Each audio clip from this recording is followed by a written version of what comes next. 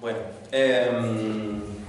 como pueden ver, hoy nos toca Conociendo la Voluntad de Dios, un tema bastante interesante y esta forma nos ayuda a cómo tomar decisiones sabiamente como cristianos.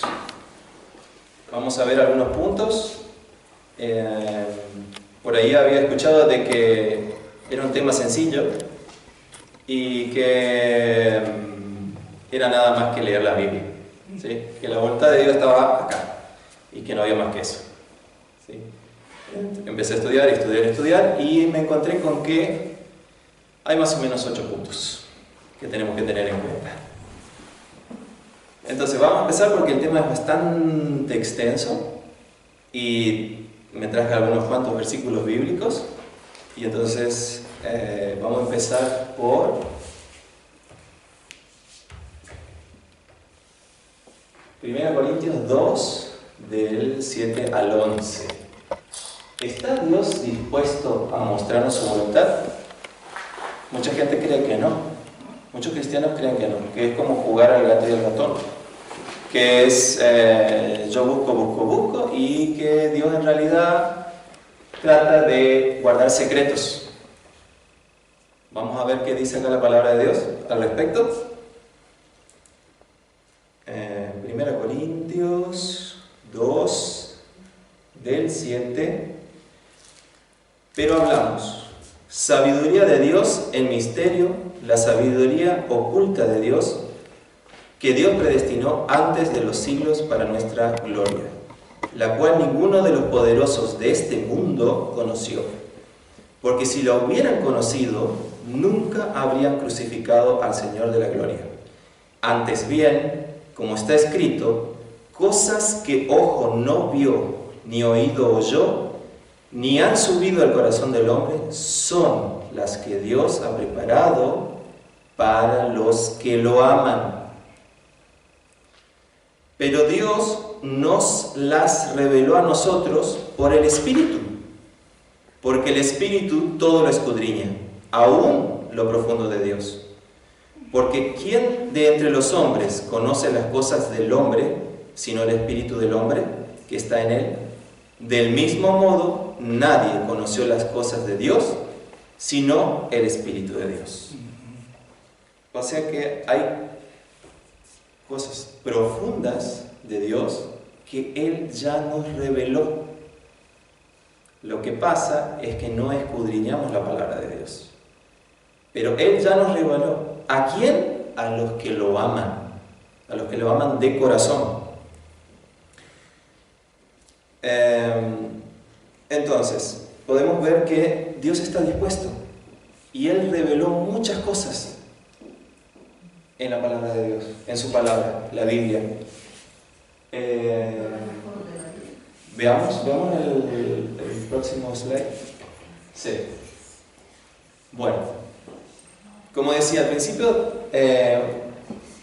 me enteré de que había alguien que comentaba que con la Biblia era suficiente. Para este caso, yo quisiera contar una anécdota que me pasó a mí en la Universidad Católica. Yo tenía clase de teología con un cura, ¿sí? Con un sacerdote. Y él tenía un doctorado en teología en la Universidad de Israel. 5 años de teología, era, digamos, de esos capos. Se sabía de pu a pa la Biblia. Pero lo que a mí me sorprendió en las clases que teníamos era que él argumentaba que los 12 primeros capítulos del Génesis nos teníamos que olvidar, porque eran cuentos de hadas, eran fábulas que no había que creer. ¿Sí? Si yo digo que los 12 primeros capítulos de la Biblia son fábulas, entonces, ¿en qué punto puedo decir que el resto también no es fábula? Si yo una parte digo que es mentira, porque si estoy diciendo que son fábulas, entonces estoy diciendo que es mentira. Entonces, ¿qué parte de la Biblia es verdad y cuál es mentira? Y a mí me sorprendió, después de tanto conocimiento bíblico, de tanto estudiar la Biblia, llegar a una conclusión así. Y sábado tras sábado que teníamos las clases de teología en la universidad, él cada vez que demostraba un milagro de Jesús, él decía que en realidad era nuestro desconocimiento de nuestro propio poder mental. Y que en el futuro se iba a demostrar que nosotros, con nuestro propio poder mental, podíamos hacer los mismos milagros que Jesús. A ese punto. Entonces me quedé atónito, porque el que tenía que enseñar la Biblia estaba contradiciendo la Biblia. Entonces, ¿de qué le valió el conocimiento?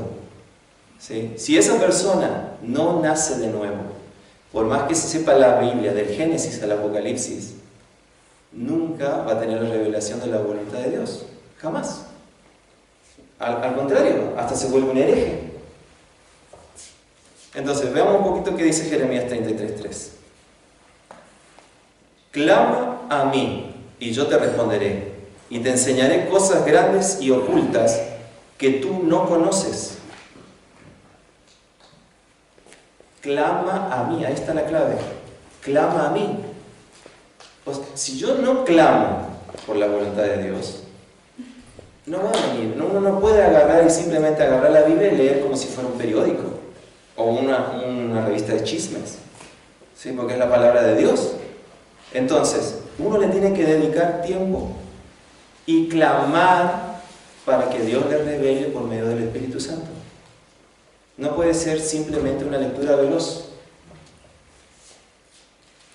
Bueno, muchos creen que la voluntad de Dios siempre se va a mostrar de una forma sobrenatural.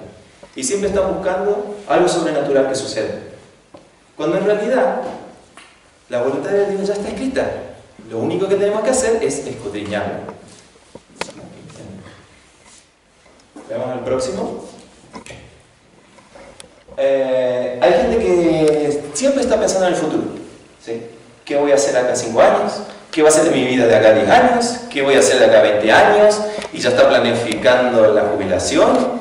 Y una serie de planificaciones. Tan. ¿Pero qué dice la Biblia de Mateo 6:34? A ver.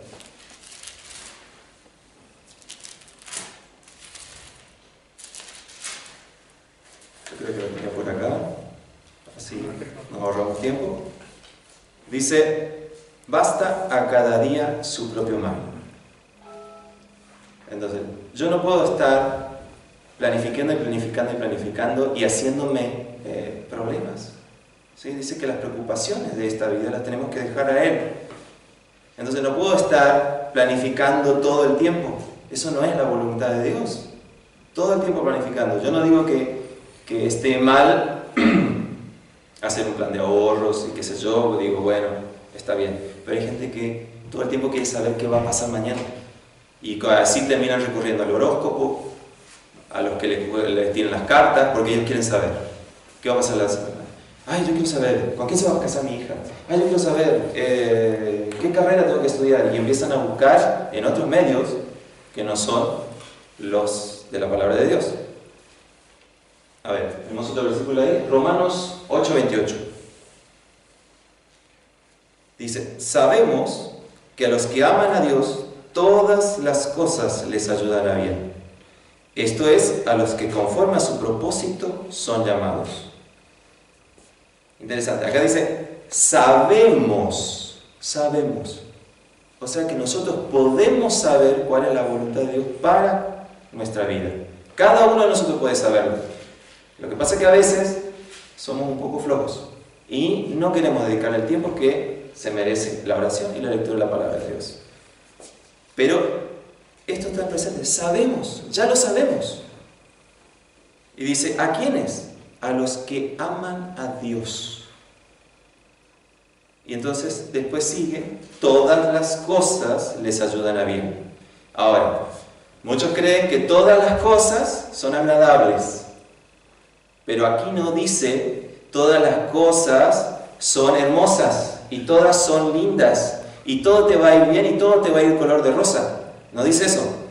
Todas las cosas les ayudan a bien, tanto las agradables como las desagradables, porque a veces Dios quiere formar nuestro carácter y entonces permite que cosas desagradables pasen en nuestra vida, porque nada está fuera del control de Él. Nada. Entonces, teniendo así como introducción el tema, vamos a ver los 8 puntos que había definido como para iniciar. A ver, el primer punto. Interesante, disposición. El tema es que mucha gente no está dispuesta.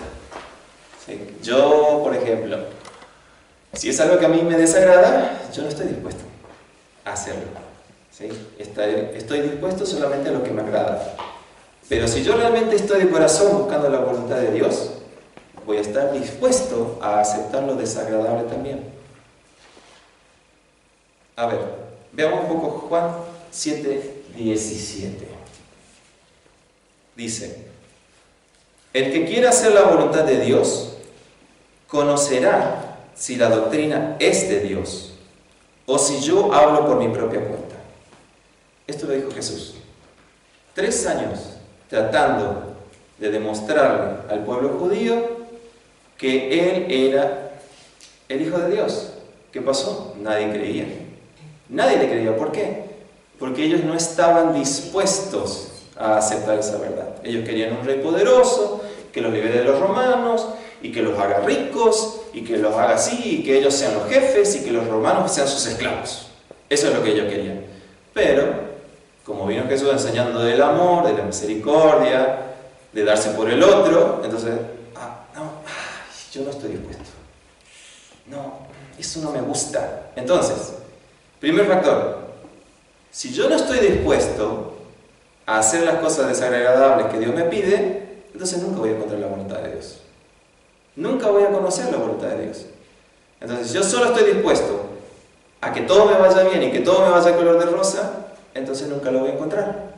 Yo tengo que estar realmente dispuesto a decir: Señor, yo quiero hacer tu voluntad, aunque no me agrade lo que va a venir.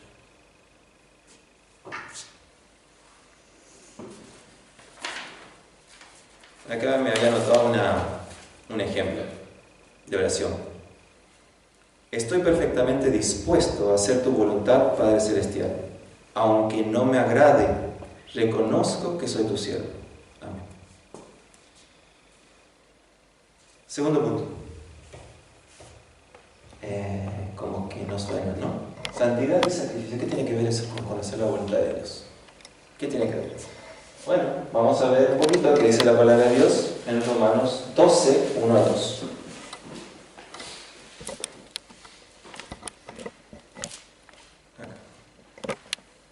Así que, hermanos, os ruego por las misericordias de Dios que presentéis vuestros cuerpos en sacrificio vivo, santo, agradable a Dios, que es vuestro culto racional.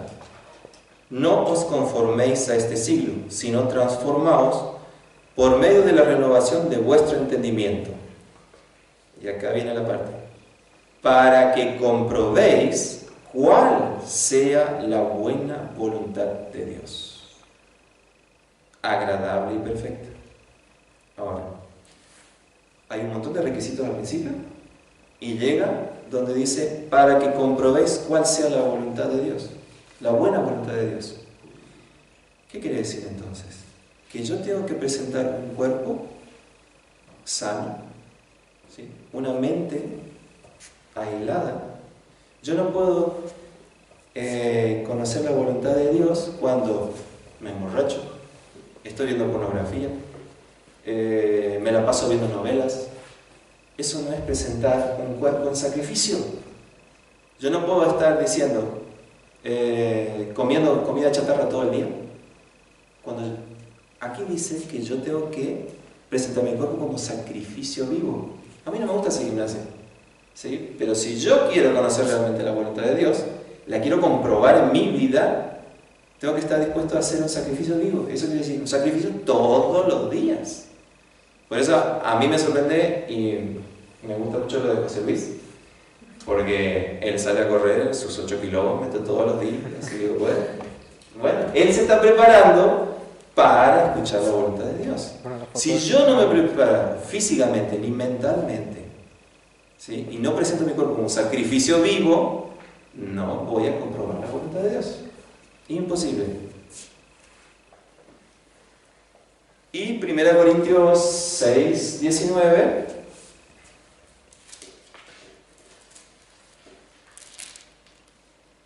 dice: vuestro cuerpo es templo del Espíritu Santo.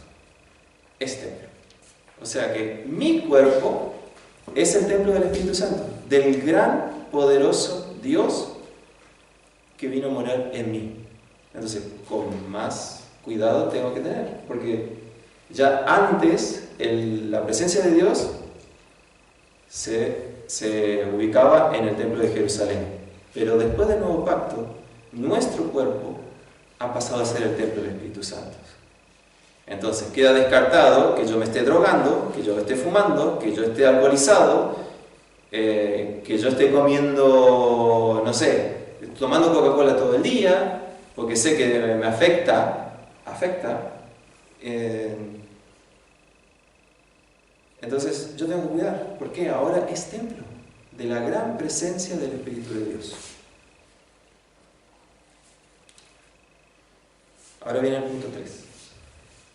Al fin. Vino la Biblia. ¿Sí? No se iba a escapar. Dice, la Biblia algunos creen que es una tipo guía así, que dice, bueno, algunos dicen, sí, pero fumar no es pecado. Fumar no es pecado porque en la Biblia no está. O ir a las discotecas no es pecado porque no dice no irás a las discotecas. ¿Sí? Algunos buscan versículos así como que diga, no sé, no fumarás. Claro que no existe ese versículo en la Biblia, pero el mismo hecho dice de que todo no me conviene, ¿sí? Que todo me es lícito, pero no todo me conviene. Y si yo me tomo de los versículos que hemos leído, donde yo tengo que presentar mi cuerpo como un sacrificio vivo, ¿cómo puedo andar yo en vicios? Y eso se refiere también a los ojos.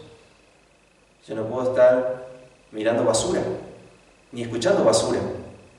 Porque hoy en día, no sé, yo me di cuenta hace un tiempo atrás, digo, ¿por qué yo tengo que escuchar la radio? Basura del mundo. Entonces agarré y me puse a grabar un montón de prédicas en CDs y en MP3, y en vez de escuchar la radio basura del mundo, pongo las prédicas. Entonces, es una forma de ir limpiando toda la basura, porque quieran o no, esa basura entra. ¿Qué más? Ahí me acordé de José Luis otra vez. Dice, no hay un versículo que diga hará gimnasia cada día. ¿Sí?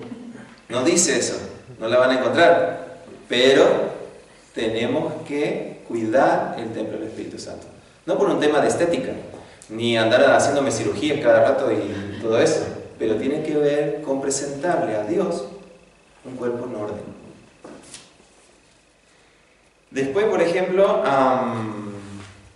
otro tema es, por ejemplo, dicen, bueno, yo lo busco a Dios cuando tengo un tiempo libre. Cuando tengo un tiempo libre, nunca. O sea, la Biblia menciona, por ejemplo, el rey David escribió muchas veces que él lo buscaba cuando todavía era oscuro, en la madrugada. Y yo diría, bueno, pero es un rey, podría estar rascándose y buscarlo a Dios en cualquier momento. Yo soy el rey y yo a las 4 de la tarde voy a buscarlo a Dios. No, él lo buscaba a la madrugada. Y bueno, este tipo de mensajes a mí me tocó ya tiempo atrás y dije, no puede ser. Si David lo buscaba como a las 4 de la mañana, para que diga que estaba oscuro todavía cuando él lo buscaba la presencia de Jehová, entonces yo me tengo que levantar más temprano. Y levantarse más temprano trae resultados. Esos versículos difíciles a veces de entender vienen y te traen luz cuando es a las 5 de la mañana, ¿sí? Y te pones a orar y realmente, Señor, quiero saber qué tienes para mí. Yo no puedo decir, bueno, a las 10 de la noche, ya estoy recansado, los chicos gritaron todo el día, yo vine y recibí, qué sé yo, los disgustos de mi jefe, el tráfico y todo eso, y después pretender de que el Espíritu Santo me hable a las 10 de la noche. Imposible, imposible. Yo lo intenté y podrás leer una hora la Biblia y no es lo mismo que leer media hora a la mañana. No es lo mismo. Por algo David lo escribió así, y por algo quedó escrito en los Salmos que él lo buscaba a la madrugada. A madruga Dios lo ayuda. ¿Cómo? A que madruga Dios lo ayuda. Lo ayuda, sí, y eso pega bastante bien con lo que la Biblia dice. Ahora, el próximo punto. Me quedé pensando, ¿leímos todos los versículos? Me parece que no. No. 2 Corintios 6, 14, no lo leímos. Ni tampoco Mateo. Tampoco. Mateo 5.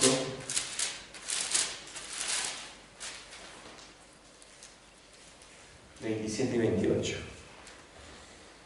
Oísteis que fue dicho, no cometerás adulterio. Pero yo os digo, que cualquiera que mira a una mujer para codiciarla, ya adulteró con ella en su corazón. Entonces, alguien estará buscando, bueno, acá no dice que mirar pornografía es pecado. Ajá. No vas a encontrar ese versículo, ¿sí? Pero aquí hay algo que dice que si vos ya miraste a una mujer y pensaste en tu mente de una forma un poco retorcida, entonces ya es pecado. ¿Quién lo dijo? Jesús. Entonces, la Biblia lo que presenta son, ¿sí?, formas generales de vida. No traten de buscar, no te acostarás con tu novia antes de casarte. No. Sí. Ahí le habla solamente a los hombres. O sea que las mujeres no tienen ese problema. Algunas sí ya tienen. Sí, yo a veces me entero de que sí. Y hasta hay, no sé, estos boliches discotecas donde hay hombres medio desnudos y donde van solo para mujeres. Así que el problema también ya... Sí, de los strippers. Cuando hablamos pensamos que eso es la mente humana, y la mente humana también la tienen las mujeres también, sí, para pensamientos. Pero lo que está más apuntado al hombre, porque el hombre tiene este tipo de debilidad, la mujer tiene otro tipo de debilidad. ¿Sí? Ay, qué linda cartera, y vale 500 euros. Ay, pero a mí me encanta. ¿Sí? Y entonces, no, pero yo la quiero. ¿Pero qué dice Dios? ¿Dice Dios realmente, compraste la cartera de 500 euros? ¿O compraste una de 150 y el resto trata de ayudar a alguien? Entonces, todo este tipo de decisiones las tenemos que poner en la presencia de Dios. Si yo quiero conocer la voluntad de Dios, entonces todo ese tipo de situaciones también las tengo que presentar a Dios. Ay, no, pero esto no me agrada, ¿cierto? Primer punto, disposición. Disposición.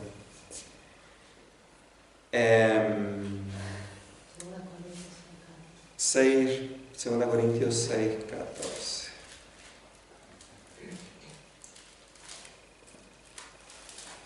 ¿Trajeron su Biblia? No, muy bien. Algunos trajeron las Biblias.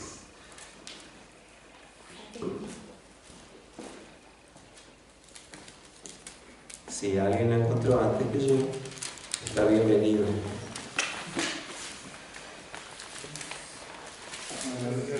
Todo me está permitido, pero no todo conviene. Todo me está permitido, pero no me dejaré dominar de ninguno.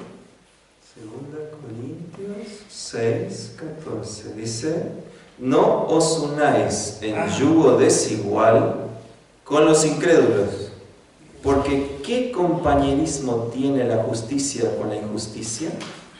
¿Y qué comunión la luz con las tinieblas? Es un punto difícil para mucha gente, sobre todo los jóvenes. Entonces, le gusta un chico, saben que el chico no es cristiano y simplemente dicen, bueno, pero a mí me gusta. ¿sí? Él un día se va a convertir. Un día. La Biblia dice que vos no te unas en yugo desigual. Entonces, ¿qué estás haciendo? Estás yendo contra. Estás siendo rebelde a la palabra de Dios. Entonces, después vienen y piden que alguien ore para que su esposo se convierta. En definitiva, lo que primero tendría que hacer esta persona, hombre o varón, lo que sea, es muy común en el pueblo de Dios. Entonces dicen, bueno, algún día se va a convertir. Pero yo diría que tendrías que ponerte de rodillas y pedir perdón antes, por haber sido rebelde a la palabra de Dios. La voluntad de Dios fue que esperes en sus tiempos la persona adecuada, y no lo hiciste. Entonces, hay palabras como estas que son duras y no nos gusta escuchar. Pero si hubiéramos buscado la palabra de Dios, la voluntad de Dios, antes, nos hubiéramos ahorrado un montón de cosas. Lo que sucede es que a veces nos creemos más sabios. Bueno, sí, ahí dice. Sí, ahí dice, pero bueno, no sé, hay que ser tan exagerado. ¿Sí? Después, igual él ya va a entender, o ella ya va a entender. Lo que pasa es que vos estás siendo rebelde a la palabra de Dios. Y eso ya es un punto grave, la rebeldía. ¿Sí? Fue el pecado de Satanás. Él fue rebelde. Y él se opuso totalmente y fue lanzado desde el trono de gloria. Entonces, tercer punto, la guía es la palabra de Dios. Aunque parezca, como algunos dicen, exagerado, pero es así. Esta es nuestra guía. Punto 4. La historia. ¿Cómo que la historia? ¿No? La historia. Qué raro. ¿Por qué pongo ese punto? Romanos 15, 4. Dice: las cosas que se escribieron antes para nuestra enseñanza se escribieron. O sea, ¿cómo? Las cosas que se escribieron antes. O sea, muchos años antes, Dios dejó plasmado en la historia de la Biblia, ¿para qué? Para nuestra enseñanza, para nuestra guía. Algunos dicen, leer a Jeremías, qué aburrido. Leer a Ezequiel, qué aburrido. Pero si empezamos a ver esas historias profundas que hay en esos libros, el Espíritu Santo se encarga de abrirte la mente y de mostrarte su voluntad a través de la historia. Y yo me puse a ver algunos hechos, cuando me puse a ver un poquito de las profecías que se cumplieron, que fue otro estudio que hice, me di cuenta que hay mucho de la historia que está en los libros de historia, pero que no está en la Biblia, que ¿cómo es? Que como que revalidan lo escrito en el Antiguo Testamento. Pero eventos así como Alejandro Magno, el imperio babilónico, el medo persa y todo eso, empezabas a leer un poco de la historia y empezabas a ver que fueron hechos históricos de nuestra humanidad que estaban ya escritos, que iban a suceder en la Biblia. Entonces, una forma de conocer la voluntad de Dios es la historia. Yo me quedé fascinado cuando leí en la Wikipedia sobre Alejandro Magno. Y que él dijo, ok, yo voy a reconstruir a Babilonia. Y yo me acordaba que había un versículo de una profecía que decía que Babilonia jamás iba a ser reconstruida. Y entonces digo, entonces, ¿cómo fue? Claro, Babilonia no está, son un montón de ruinas ahí en Irak. Y resulta que cuando él decidió poner soldados y traerse piedras para la reconstrucción de Babilonia, ¿qué pasó? ¿Alguien sabe la historia? Repentinamente murió de una forma inexplicable. Algunos creen que fue envenenado por una de sus esposas. Algunos creen que fue envenenado o por alguno de sus generales, pero nadie sabe explicar cómo murió. Entonces, cuando él dijo algo que iba en contra de la palabra de Dios, se terminó eso. Hasta acá. Dios le dijo, hasta acá llegaste. Entonces, la historia tiene mucho para mostrarnos sobre la voluntad de Dios. Y como ejemplo, yo le quiero mostrar dos ejemplos. Uno está en Génesis 19.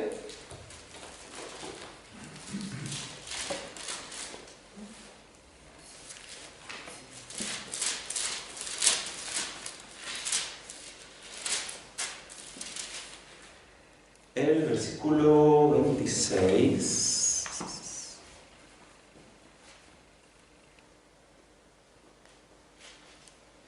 Entonces la mujer de Lot miró atrás, a espaldas de él, y se volvió estatua de sal.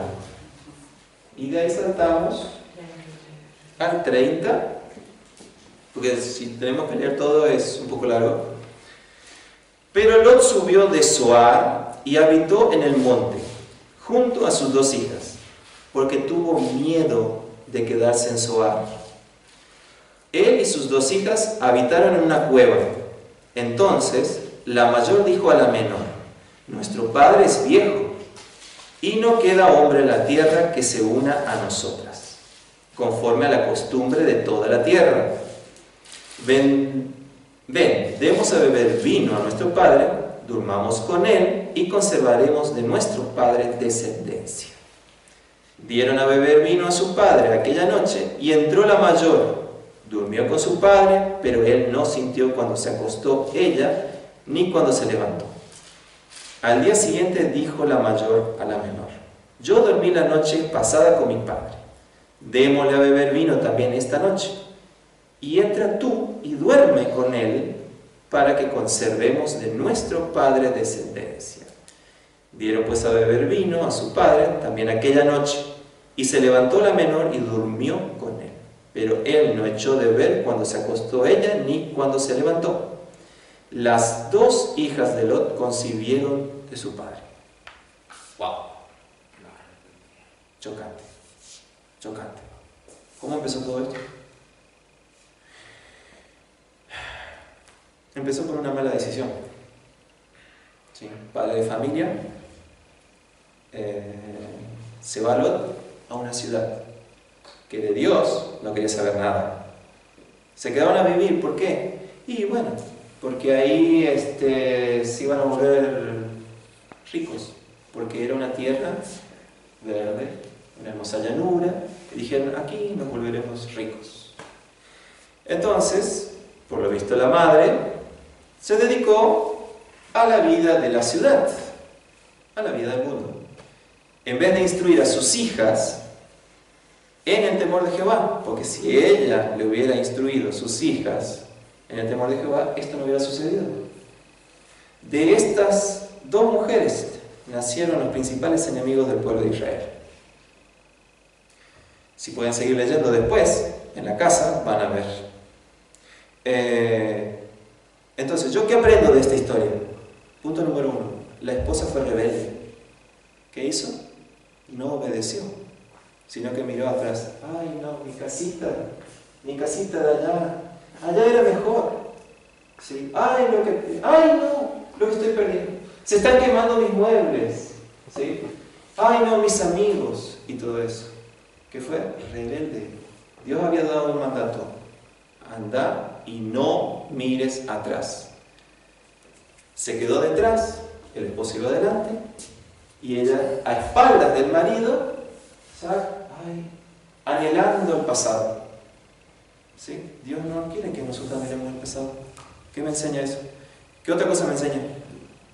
Que no nos tenemos que ajustar al mundo. Tenemos que enseñar a nuestros hijos la palabra de Dios. Si ella le hubiera enseñado a estas dos chicas el temor a Jehová, no se hubieran acostado con su padre. Y todo lo que pasó después. Ahora, otro relato.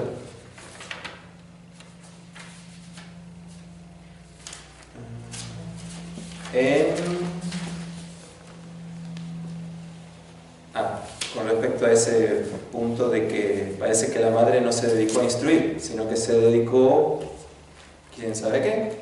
Hoy en día diríamos shopping, ver novelas, ver programas de chismes. El esposo parece que se dedicaba a ver al Bayern München todo el día, a ver en qué tabla de posición estaba, a ver cómo salió, no sé, el Barça y todas esas cosas. Lo por un lado, ella por el otro, y cada uno se dedicó a cualquier cosa de la ciudad de Sodoma y Gomorra, en lugar de dedicarse a lo que Dios quiere. ¿Qué quiere Dios? ¿Cuál es la voluntad de Dios? Que instruyamos a nuestros hijos. Entonces, ¿de dónde lo saco? Oseas 4:6. No lo puse ahí. No olvidé. Bueno, después lo arreglo. Dice, pues, por falta de conocimiento, mi pueblo ha sido destruido.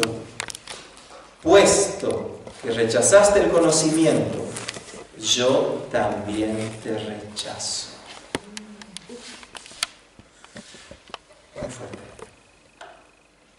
Ya que te olvidaste de la ley de tu Dios, yo también me olvidaré de tus hijos.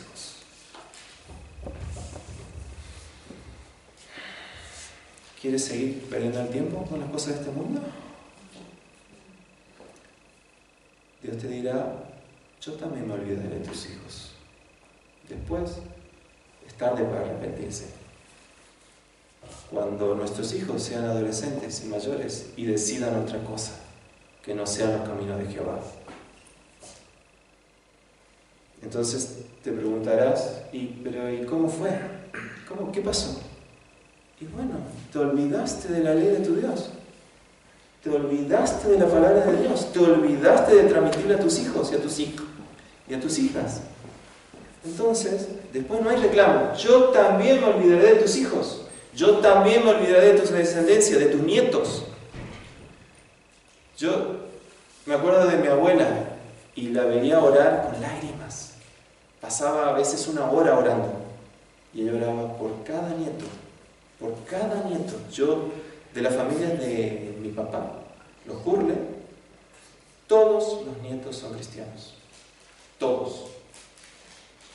Gracias a una vida de oración y de la palabra de Dios. Y eso es lo que ella trató de inculcar a su descendencia. Veamos otro ejemplo. Jeremías. Jeremías 15:19.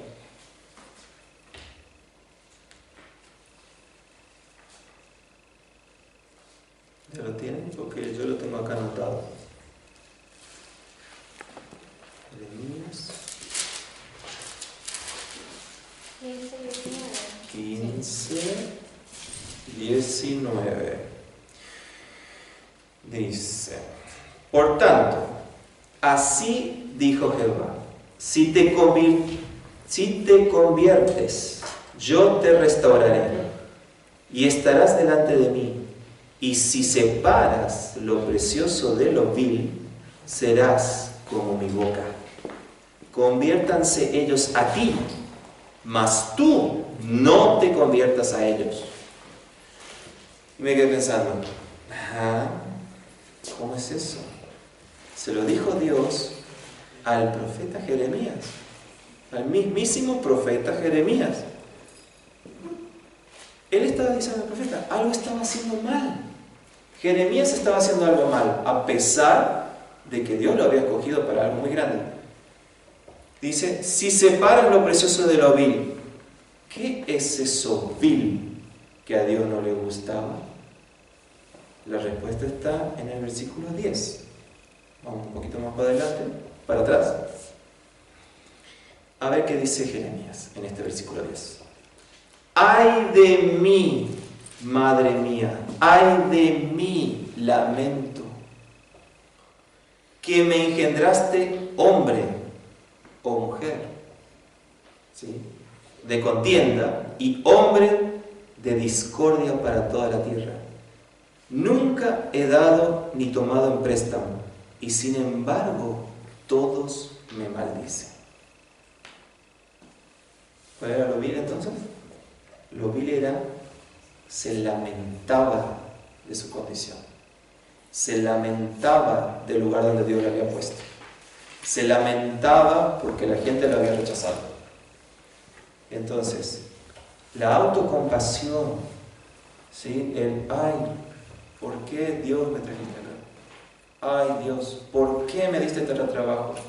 Ay, Señor, ¿por qué me diste este esposo? Ay, Señor, ¿por qué me diste esta esposa? ¿Sí? Porque no me diste nada. ¿Por qué no me diste nada? Siempre hay un motivo para Sí. quejarse. ¿Por qué no me diste ese Audi que yo tanto anhelaba? ¿Por qué no me diste...? ¿Sí? Así. Podemos mencionar un montón de ay, de mí, pobre de mí. El problema de Dios era dejar de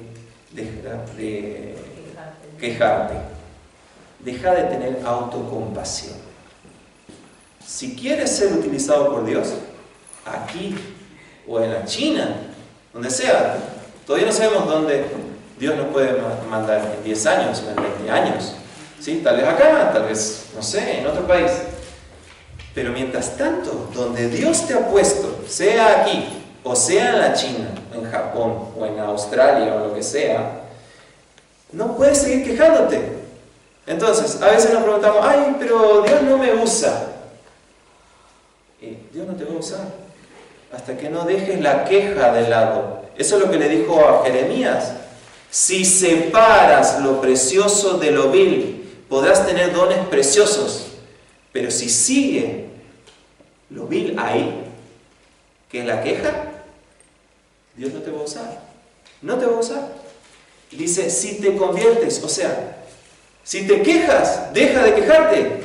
Empieza a mirar para el otro lado.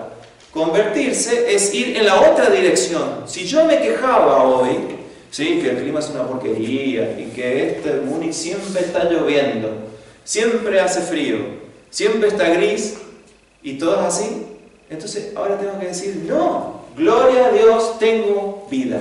Gloria a Dios, tengo cosas de qué dar gracias. ¿Sí? Tengo un trabajo que no me gusta. Gloria a Dios, tengo 2 brazos, tengo 2 ojos. Tengo que dar gracias por el trabajo. Así sea, no sé, qué sé yo, barrer o limpiar baños en un hotel, lo que sea. Pero tengo que dejar de quejarme, porque si no, Dios no me va a usar.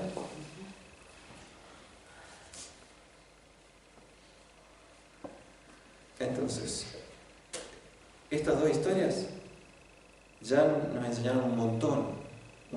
Y estas son las 2 historias son del Antiguo Testamento. Entonces mucha gente se queda leyendo solo el Nuevo Testamento porque es fácil, pero hay mucho por aprender en el Antiguo también, muchísimo.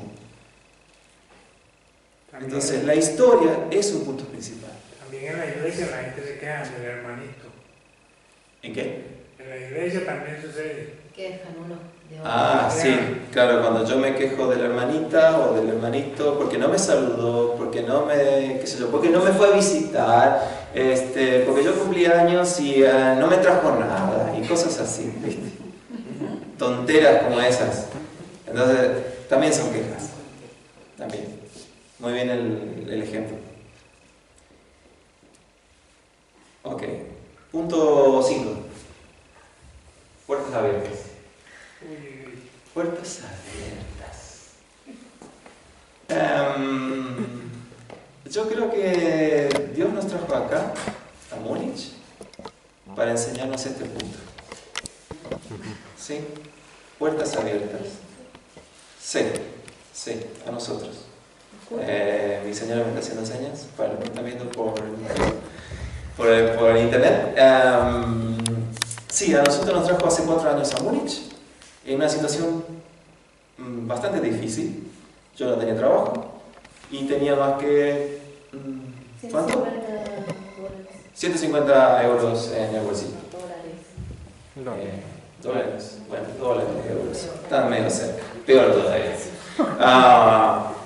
Entonces, yo estaba en otra congregación en Argentina Y entonces todos me decían, si fuera la voluntad de Dios, ¿sí?, ya te irías con un trabajo y con una vivienda. No es la voluntad de Dios. Lo que estás haciendo va en contra de la voluntad de Dios. Eso es lo que me dijeron.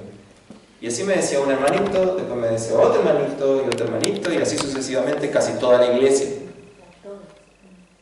Y solamente 2 personas me dijeron, si Dios puso eso en tu corazón, aunque todo el mundo se ponga en contra y aunque todas las puertas estén cerradas, eso no quiere decir que no sea la voluntad de Dios. Entonces vinieron 2 personas nada más de toda la iglesia y me dijeron, hazlo. Hazlo. Y me acordé de quién. De Oseas y de Caleb. Fueron los únicos 2 que dijeron, la tierra se puede conquistar. Si Dios puso eso en tu corazón, la puedes conquistar. Y las puertas no estaban abiertas. Las puertas estaban totalmente cerradas. Y yo me vine con el pasaje y $150 en el bolsillo. Y vine a esta iglesia con el último, me compré el buy-in ticket y vine a la primera reunión acá. Y eso fue todo lo que tenía. Y no tenía para volver. Entonces le hablé a Sandra. Sandra le habló a José Luis para que me den para volver a la casa de mi tía. La cuestión es que al otro día, el lunes, por un milagro, apareció una plata en la cuenta y pude seguir comiendo y buscando trabajo. Pero y así fue Dios abriendo las puertas, pero progresivamente. ¿Sí? Entonces, vamos a ver. Esto no es solamente una experiencia personal, sino vamos a verlo en la Biblia. A ver, tenemos acá... Apocalipsis 3:7 lo quería mencionar porque muchos se agarran de eso para decir, no es la voluntad de Dios, porque las puertas no están abiertas. Vamos a analizar ese versículo. Dice, esto dice el santo, el verdadero, el que tiene la llave de David, el que abre y nadie puede cerrar, el que cierra y nadie puede abrir. Entonces, en mi caso, Dios te está cerrando las puertas. Entonces estás cometiendo una locura. Te tenés que quedar, porque Dios te cerró las puertas porque no tienes trabajo. Y no tienes dónde vivir y Y después las otras personas que dicen, las puertas se me abrieron. Es la voluntad de Dios que yo me compre un BMW que cuesta 24.000 euros porque me dan en módicas cuotas a pagar a 5 años, con 7% de interés. Entonces dicen, es la voluntad de Dios porque me dieron el crédito. La puerta estaba abierta. Y dice entonces, se refiere a Apocalipsis 3:7, que la puerta estaba abierta y por eso tomaron el crédito. Bueno, vamos a ver. Este versículo, Apocalipsis 3:7, se refiere al pastor de la iglesia en Filadelfia. No podemos sacar un versículo fuera de su contexto y aplicarlo al gusto del cliente. Entonces, la puerta abierta era la difusión del evangelio en esa ciudad. Y Dios le estaba diciendo a ese pastor, mira, yo te puse en un lugar clave para la predicación del evangelio, no bajes los brazos. Entonces, yo empecé a investigar qué pasaba en esa ciudad de Filadelfia. Y fue el centro de difusión del lenguaje y de las costumbres helénicas, designado por Atalo II, que era del imperio helénico. Entonces, Dios había puesto una iglesia en esa ciudad, un punto clave, como sería hoy en Múnich, para la difusión del evangelio. Esa es la puerta abierta que menciona el versículo. Las demás puertas, sí, tenemos que abrirlas por fe. No esperemos que todo esté abierto y todo servido en bandeja para decir, bueno, la puerta está cerrada, entonces no hago nada. Eso no es bíblico. A ver, vamos a ver un poquito. Éxodo 14, 5 al 16.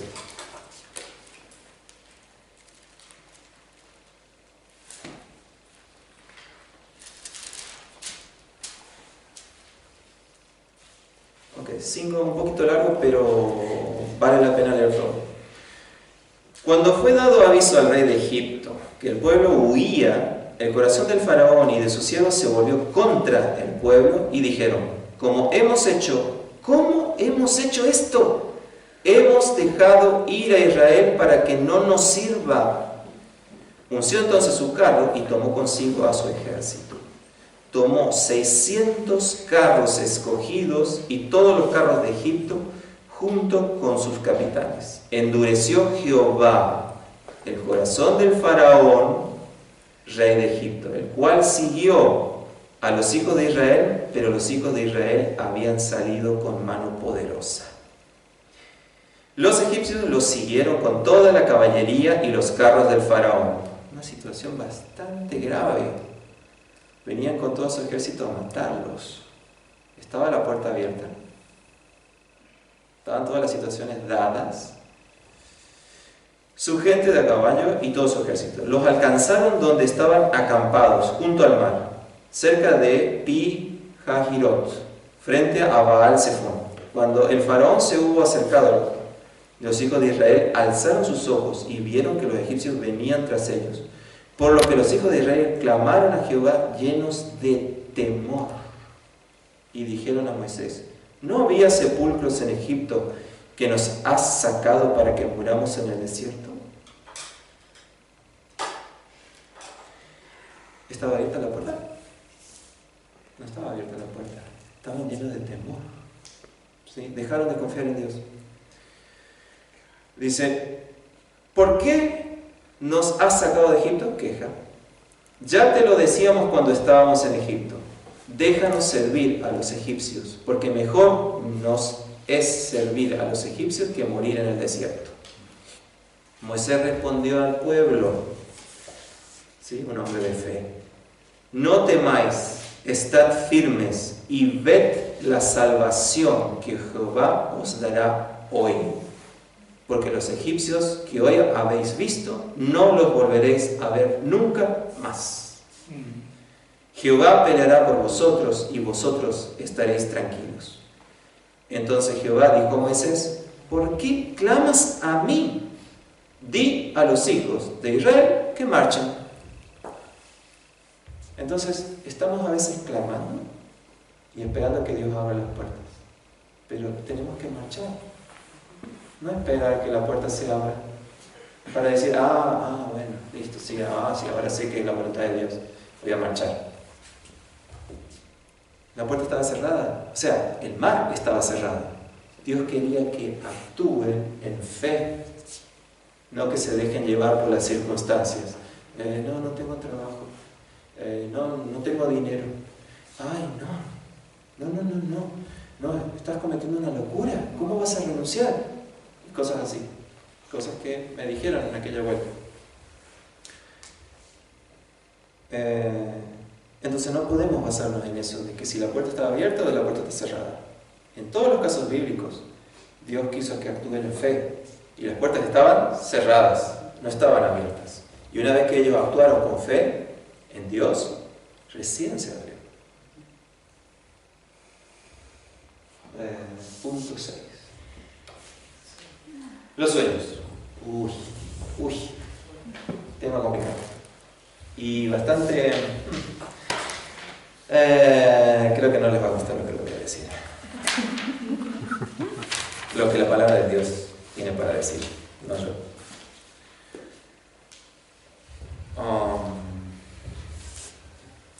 Sí, yo no estoy diciendo que los sueños no te guían a la voluntad de Dios. Lo único que estoy diciendo es que hay que tener mucho cuidado. Sabemos, por ejemplo, que el faraón tuvo un sueño. ¿Sí? Gente que no es creyente, que no cree, también puede tener sueños. El copero tuvo un sueño, el panadero del faraón tuvo un sueño, José tuvo un sueño, José, el padre en la carne de Jesucristo, tuvo un sueño. Pero si empezamos a sacar, ¿cuántos sueños fueron? 6, 7, tal vez 8 sueños en toda la Biblia. Todos los sueños fueron simplemente para rescatar al pueblo de Israel y rescatar a Jesucristo de la muerte. Siempre para hacer perdurar al pueblo de Israel y en este caso a Jesucristo. ¿Sí? Cuando venía el edicto para matar a todos los niños, entonces Dios trajo un sueño, le dijo a José, levántate ya. O sea, cuando es algo urgente, cuando es algo que Dios de otra manera no te lo puede hacer a través de un devocional, ¿sí? Cuando es algo así, que tiene que ser ya. Entonces le dijo, levanta a María ya, porque el niño corre peligro. Pero en toda la Biblia podemos contar 7 u 8 sueños, que fue la manera en que Dios actuó. Basado en este tipo de sueños, el pueblo de Israel cayó en algo grave. Pretender que los sueños eran proféticos. Jeremías 23, del 25 al 32. Vamos a ver qué fue lo que Dios escribió al respecto. Jeremías 23, 25. Yo he oído lo que aquellos profetas dijeron, profetizando mentira en mi nombre. Soñé. Ah, soñé, hermanita, que no era la voluntad de Dios que, no sé, que te compres ese auto. O soñé, hermanito, que no es la voluntad de Dios que estés en ese trabajo. Cosas así. El pueblo de Israel, los sacerdotes de ese entonces, empezaron a tomar los sueños como la guía sobre la voluntad de Dios. ¿Qué dice? ¿Hasta cuándo estará esto en el corazón de los profetas? Que profetizan mentira, que profetizan el engaño de su corazón. Con los sueños que cada uno cuenta a su compañero, pretenden hacer que mi pueblo se olvide de mi nombre. Hoy en día vemos cada video a veces en YouTube, a veces da pena, porque hablan de sueños, pero esos sueños contradicen totalmente lo que la palabra de Dios dice. Y ellos dicen que Dios les dijo. Lo mismo hizo el pueblo de Israel en la época de Jeremías. Y Dios mandó una palabra fuerte a través de Jeremías. Del mismo modo que sus padres se olvidaron de mi nombre a causa de Baal, el profeta que tenga un sueño, que cuente el sueño. Y aquel a quien vaya mi palabra, que cuente mi palabra verdadera. ¿Qué tiene que ver la paja con el trigo? ¿Qué tiene que ver el sueño con la palabra de Dios? Todo está escrito acá. ¿Por qué tengo que seguir buscando la voluntad de Dios en un sueño? Es lo mismo. El pueblo de Israel empezó a buscar la voluntad de Dios. Dios había mal dicho, voy a mandar el castigo. Ellos empezaron a buscar la voluntad en sueños. Y entonces cada profeta decía, no, tendremos paz, tendremos prosperidad, todo está bien, no hay que arrepentirse de nada. Y siguieron así. Y cada uno contaba un sueño. Y la palabra de Dios a Jeremías fue directa. Y no a través de sueños. La palabra de Dios fue directa a Jeremías con respecto a este tema. Entonces, él pone, a este nivel la pone Jehová. Paja, trigo. ¿La paja para qué sirve? Para tirarla y echarla al fuego, quemarla, para nada. El trigo sí es lo que alimenta. La palabra de Dios sí es la que alimenta, no los sueños. No podemos seguir basándonos en sueños y terminar diciendo así, sí es. Lo que pasa es que ella o él tiene el don de los sueños. ¿Cómo? Los dones ya están en la palabra de Dios y están todos listaditos. No existe el don de los sueños. ¿Sí? Veamos el Nuevo Testamento y vamos a ver la lista de todos los dones. Eso no es un don. Pero La interpretación de sueños. la interpretación del sueño. Pero La interpretación del sueño, sí. Pero lo tenemos que tomar como algo excepcional, no como una regla, ni como algo así. Toda la guía está en la palabra de Dios, y la palabra de Dios a Jeremías fue durísima con respecto a eso. No podemos agarrar y hacerlo así, bueno, listo, tuvo un sueño, ajá, listo, vamos a escuchar. Tenemos que tener mucho tacto. Y vamos a ver, con respecto a quiénes son en el Nuevo Testamento los que podrías llegar a escuchar. ¿Sí? Si viene una palabra de Dios específica a través de un sueño, Dios lo dejó escrito con el profeta Joel. Eso está ahí. No lo puse. Pero Hechos 2:17 lo menciona. No terminé de leer. Dice: ¿no es mi palabra como un fuego, dice Jehová, y como un martillo que quebranta la piedra? Entonces, si yo tengo la palabra de Dios, hoy en día tenemos esta libertad de abrir la palabra de Dios aquí en este lugar, de estudiarla, hasta podemos comprar por Amazon comentarios bíblicos. Si por ahí nos resulta difícil, ¿por qué tengo que ir y basarme y preguntarle, ¿tenemos un sueño? ¿Tenemos un sueño para mí? Y empezar a buscar profecía a través de sueños. Dios nos puede hablar directamente a través de su Espíritu. Para eso nos dejó su Santo Espíritu en nosotros. Pero yo no estoy diciendo que no existe, ¿sí? Que no se malinterprete, que no existe esa posibilidad. Sí la existe. Se la transmitió a través del profeta Joel y podemos leerlo ahí en Hechos 2:17.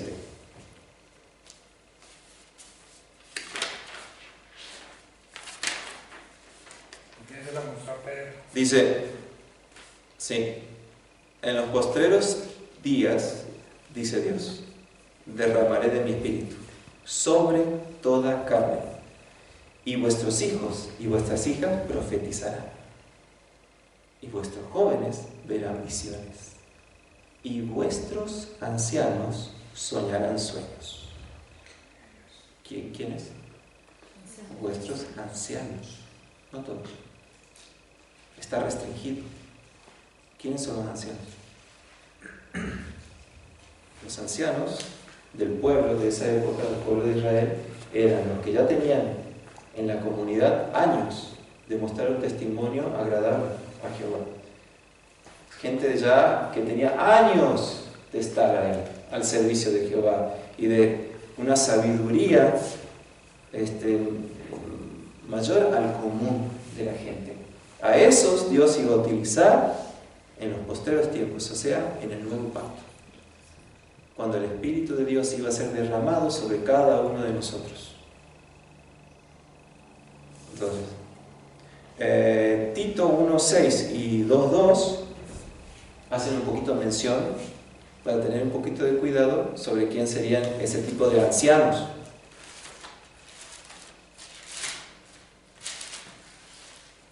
Tito.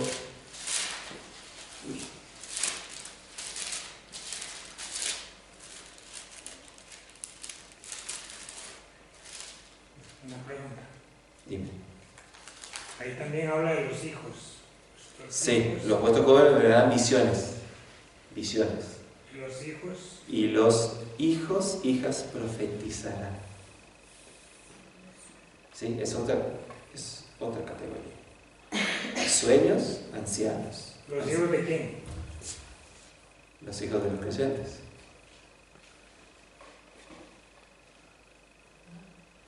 A ver, sigamos a ver quiénes son los ancianos. Ancianos. 1:6. Tito 1:6 dice: el anciano debe ser irreprochable, marido de una sola mujer, y que tenga hijos creyentes, que no estén acusados de disolución ni de rebeldía. Y 2:2 dice que los ancianos sean sobrios, serios, prudentes, sanos en la fe, en el amor, en la paciencia. Entonces, si viene Gretel y me dice, tuve un sueño, tienes que tener cuidado con esto, con esto, con esto, voy a decir, sí, la voy a escuchar. ¿Por qué? Porque cumple los requisitos de una persona que tiene su casa en orden, sus hijos no están en rebeldía, ¿sí? Son creyentes. Entonces, tengo esas pautas y entonces digo, está bien, eso puedo escuchar. Yo creo que es importante tener en cuenta en este punto, antes que nos pasemos a los dos próximos, nos quedan 15 minutos nomás, que tengamos en cuenta que Dios puede revelar en sueños y hay un don de interpretación de sueños, pero no nos podemos guiar por sueños para vivir, sino que la vida es por fe. El Señor espera que nosotros vivamos por fe. Si nosotros somos personas que nos acostumbramos a vivir por profecías y por sueños, no necesitamos de la fe para vivir nuestra vida cristiana. Y eso sería grave, porque el Señor quiere que vivamos es por fe. Entonces, creo que este punto lo podemos redondear de esta forma, entendiendo que si yo quiero buscar la voluntad de Dios, no tengo que depender de profecías y de sueños para buscar la voluntad de Dios. Si esto llegara a mi vida, si a mi vida llega una profecía, una revelación de Dios, un sueño de Dios, porque hay muchos sueños que son porque comí fritura de noche, ¿verdad? Pero hay muchos otros sueños que son de Dios. Entonces, si esto ocurre, veamos en qué condiciones se dé y vayamos a una persona de respeto espiritual, de autoridad espiritual, que nos ayude a entender la revelación. Creo que no es sabio guiar toda la vida por profesión. O hay personas que se envician.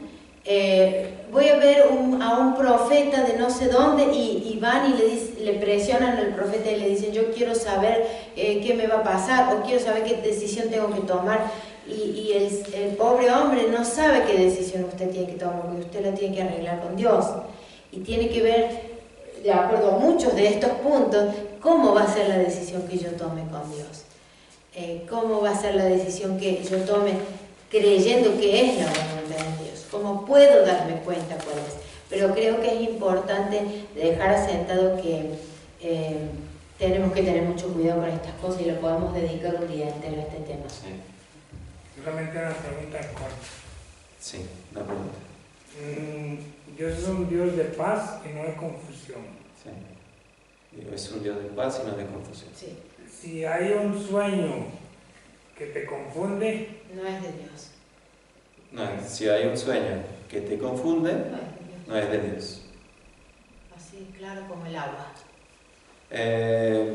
Me puse a investigar un poquito también con respecto a ese tema de los sueños. Y hay un señor que se encarga justamente de estudiar el tema este de los sueños y se llama John Alan Hobson. Y él dice que la principal función del sueño es reparar el organismo para poder seguir la vida en condiciones óptimas. Es una función fisiológica en la cual aparecen materiales cognitivos de difícil interpretación y con alto contenido emocional, a los que muchas veces se les da muy diversas interpretaciones. Es un producto fisiológico que debería ser olvidado cuanto antes. Sí, a lo que él se refiere es a los sueños humanos. Sí. Los sueños humanos, o sea, los sueños normales, son la forma en que el subconsciente trabaja las situaciones que no pudimos trabajar en la vida real. Por ejemplo, supónganse que yo no haya terminado de estudiar y estoy todo el tiempo soñando que rindo el último examen, y que rindo y termino. ¿Por qué? Porque mi mente, mi subconsciente me está diciendo hay algo que está inconcluso y si no lo vivís en la realidad, aunque sea en un sueño, lo tenés que vivir para volver a tener tranquilidad adentro.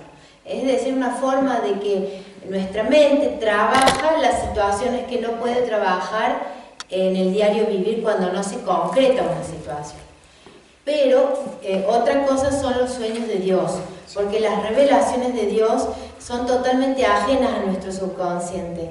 Nosotros no estamos, cuando es una revelación de Dios, igual que las visiones, Cuando es una visión, yo no estoy pensando, me voy a imaginar algo y lo voy a ver en una visión. Estoy pensando cualquier cosa y veo una visión, porque es algo que Dios me pone adelante, no lo estoy inventando yo ni lo estoy presionando.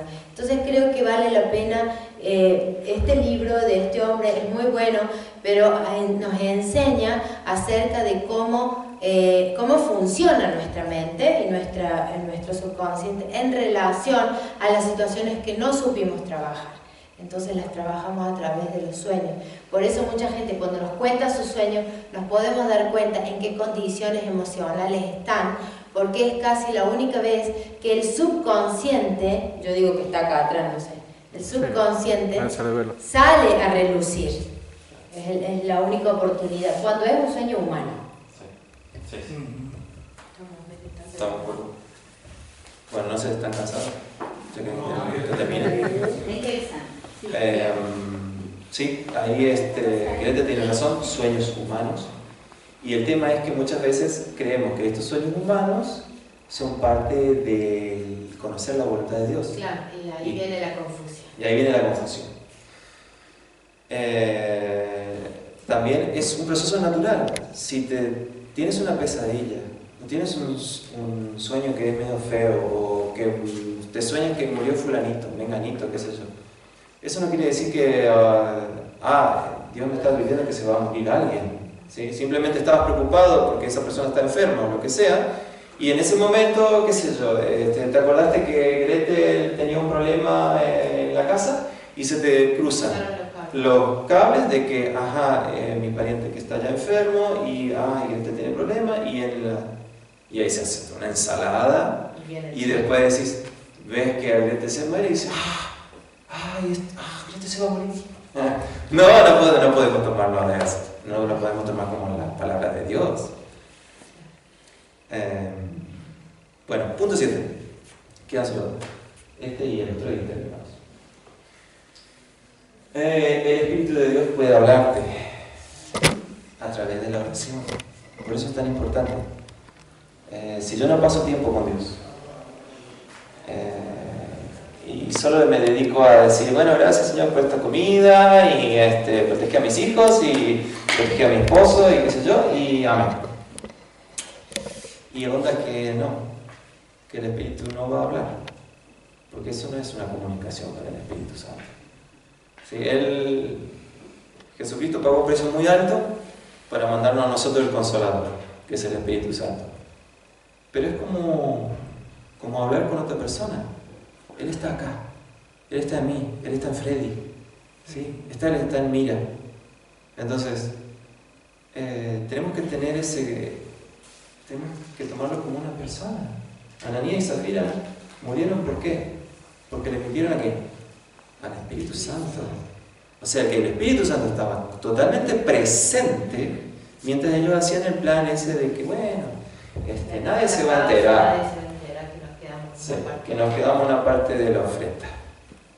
Entonces, el Espíritu Santo está acá y está escuchando, y tenés que llegar a ese punto de decir, Él me está escuchando, y hablarle a través de la oración. Entonces, algunas personas llegaron a escuchar la voz de Dios, pero audible.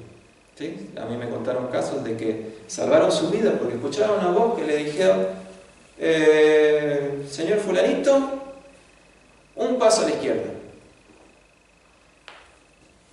¡Bum! Y pasó un auto y se salvó de morir atropellado. Gente cristiana que ha pasado por eso. ¿Y quién fue? El Espíritu Santo. Pero si no hay una comunicación por medio de la oración, y medio que no, es como hablar a un desconocido. Yo no hablo con desconocidos así porque sí. Si yo no tengo una vida diaria de oración y no estoy refiriendo a gracias por esta comida, gracias por el auto que me diste, gracias por qué sé yo, y no, Dios no te va a hablar. El punto 8. Conociendo a Dios. Sí, es como una especie de resumen de todo. Por ejemplo, ¿no? Si mi esposa se va a la China y yo me quedo acá. Y qué sé yo, pasan 10 años y ella me manda cartas, ¿no? Y entonces le digo a un fulanito que el domingo me las lea. ¿Sí? Yo digo, es lo mismo que pasa hoy en día con la vida del creyente. Vamos a casa, no leemos la Biblia, preferimos leer cualquier basura de internet o pasarnos ahí, qué sé yo, Twitter, Facebook y cuánta cosa hay por ahí. Y entonces vengo los domingos y dejo al pastor o a la pastora que me lea las cartas de mi esposa. ¿Las voy a conocer? Así pasen 20 años, yo no voy a conocer a mi esposa. Si yo no tengo una relación íntima con ella, una cercanía, pasar tiempo, conversar, que ella me hable de su problema, todo eso, yo no voy a conocer a Dios. Y si no conozco a Dios, menos voy a conocer la voluntad de Él. Entonces, si no hay una relación diaria, ¿sí? Y no es dar gracias por los alimentos, sino que una relación de hacer el devocional, escudriñar la palabra de Dios, empezar a orar, no solo por mí, sino por los demás y todo eso. Entonces, ahí es como yo empiezo a conocer a Dios, no conocer de Dios. ¿Sí? Entonces yo vengo los domingos y permito que alguien me lea un párrafo así y voy a conocer de Dios, pero no voy a conocer a Dios. Entonces, ese es el otro punto. La única forma de conocer su voluntad es conocerlo a Él. Y Él está deseoso de que nosotros lo conozcamos. Hay algunos versículos ahí. En el número 7 hay un versículo que... No. En el de la oración. Igual ya hay un montón de versículos con respecto a la oración. Jeremías 9:24 dice: Mas alábese en esto el que haya de alabarse, en entenderme y conocerme. O sea, es el único punto en el que vos te puedes alabar, en que vos lo conoces, cómo piensa Dios. En entenderme y conocerme, que yo soy Jehová, que hago misericordia, juicio y justicia en la tierra, porque estas cosas me agradan, dice Jehová. Eso es lo que Él quiere, que lo conozcamos así como Él es. Él dice que Él quiere ser nuestro amigo. Entonces yo le puedo abrir mi corazón totalmente. Y si empiezo a seguir estos puntos que yo dije, que hemos visto hoy, a través de la palabra de Dios, Él puede hablarnos. Pero no esperen, muchos esperan que venga de una forma sobrenatural. Algunos sí pueden llegar a tener ver ese hecho sobrenatural, y otros no. Pero esa es la parte de la fe. Tomás dijo: no, si yo no meto el dedo y si no meto la mano, yo no voy a creer. Entonces, aunque vos tal vez toda tu vida no veas algo sobrenatural, tienes que igual creer. Si no, nunca vas a ser guiado por Dios, nunca. Y bueno, como aquí está un poquito el resumen de todos los puntos. Y bueno, lo que tendríamos que hacer es, cuando llegamos a casa, empezar a revisar, a ver en qué estoy más flojo. ¿Sí? ¿Estoy dispuesto a pagar el precio? ¿Estoy dispuesto a tener una vida de sacrificio? ¿A realmente sacrificarme por tener esa comunión constante con Dios? ¿Estoy dispuesto a escudriñar la palabra? ¿A prestar atención a la historia del Antiguo Testamento? Y basta a veces de creer en lo que otros dicen y todo eso, sino que Dios puede hablarte. Dios puede hablar a cada uno de nosotros. Y bueno, en otro punto cada uno tiene que ir analizando en qué está fallando. Y podríamos cerrar con una oración. Señor, te damos gracias que has abierto este lugar. Señor, te doy gracias porque tu palabra es tan clara. Señor, y yo te pido perdón porque muchas veces no te dedico el tiempo que tengo que dedicar. Muchas veces no dedicamos el tiempo que te tendríamos que dedicar. Yo te pido, Señor, que caiga tu temor sobre cada uno de nosotros que está aquí. Señor, que tengamos en mente que si no te conocemos y no tenemos el anhelo de conocerte, no vamos a conocer tu voluntad. Señor, muévenos realmente, toca lo más profundo de nuestro ser a través de tu Espíritu que está en nosotros, que está quemando y está ansiando que nosotros te busquemos cada día, no de vez en cuando. Señor, yo te pido que cada uno de los que esté aquí sienta tu presencia. Señor, estás en cada uno de nosotros. Señor, que sepamos valorar cada día tu presencia. Señor, mueve a los hermanos que están aquí, que seamos luz en esta iglesia latina de Múnich. Señor, haznos tener temor, Señor, respeto a tus cosas.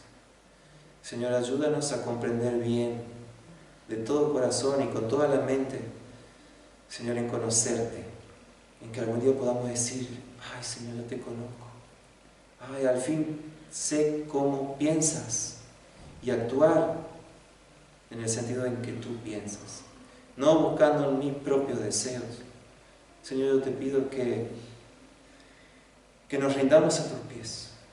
Señor, que haya una disposición real a escuchar tu palabra y a hacer tu voluntad.